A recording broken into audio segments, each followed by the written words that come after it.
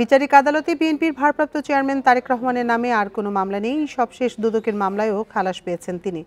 শুধু তারেক রহমান নয়, সাব্বির হত্যা মামলায় বসুন্ধরা গ্রুপের সানভীরকে অর্থের বিনিময়ে দায়মুক্তির মামলা থেকে খালাস পেয়েছেন লুৎফুজ্জামান বাবর, আহমদ আকবর সোবহান, শাফিয়াত সোবহান, সানভীর সহ ৮ অভিযুক্তের সবাই।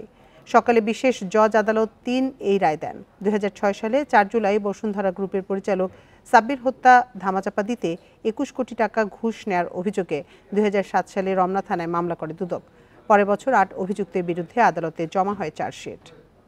এই ঈদে জামা জুতো অ্যাক্সেসরিজের ডিসকাউন্ট। এ বিষয়ে আরো জানাতে ঢাকার মহানগর দায়রা জজ আদালত চত্বর থেকে আমাদের সাথে যোগ দিচ্ছেন সহকর্মী মোহাম্মদ তসলিম হোসেন। তসলিম, বিএনপির ভারপ্রাপ্ত চেয়ারম্যান তারেক রহমানের নামে আর কোনো মামলা নেই, এ ব্যাপারে দলের নেতাকর্মীরা কি বলছেন, আইনজীবীরা কি বলছেন?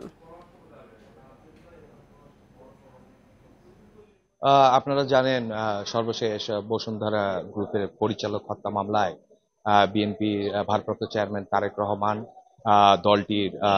দলটির সাবেক স্বরাষ্ট্র প্রতিমন্ত্রী লুৎফুজ্জামান বাবর এবং তারেক জিয়ার এপিএস অপু সহ মোট ৮ জন আসামি ছিল এই মামলায়।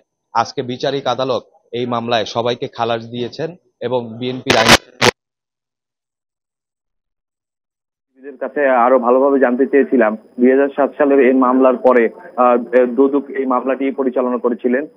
বিএনপির আইনজীবীরা কিন্তু বলেছেন দুদক উদ্দেশ্য প্রণোদিত ভাবে 111 সরকারের সময় এই মামলাটি করে। এই মামলাটি ছিল উদ্দেশ্য প্রণোদিত রাজনৈতিক চরিতার্থ হরণের জন্য তারেক জিয়ার বিরুদ্ধে এই মামলাটি করেন। এতে বিএনপির অন্যান্য যে ২ জন নেতৃবৃন্দ ছিলেন তার মধ্যে একজন ছিলেন স্বরাষ্ট্রমন্ত্রী লুৎফুজ্জামান বাবর এবং তারেক জিয়ার এপিএস মিয়া নুরুদ্দিন অপু। তো ওনার বিরুদ্ধে আজকে এই আদালতে এই মামলাটি খালাসের মাধ্যমে তারেক জিয়ার বিরুদ্ধে আর কোনো বিচারিক আদালতে মামলা নেই বলে জানান তার আইনজীবী।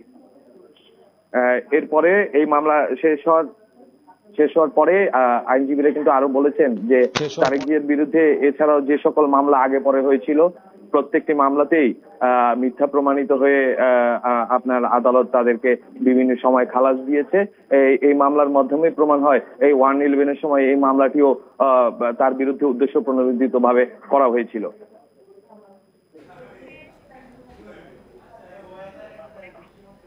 আদালত প্রাঙ্গণ থেকে জানাচ্ছিলেন সহকর্মী তসলিম হোসেন।